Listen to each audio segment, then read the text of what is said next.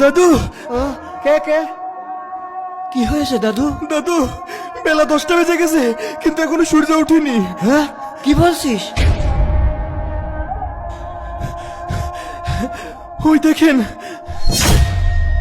দাদু, তুমি তাড়াতাড়ি কোরআন শরীফটা খুলে বসো। আচ্ছা, ঠিক আছে। আল্লাহ, বিশ্বাস করেন কিয়ামতের আগে একদিন এক রাতের মধ্যে এই কোরআনের সব পাতাগুলো আল্লাহ তুলে নেবেন আসমানে।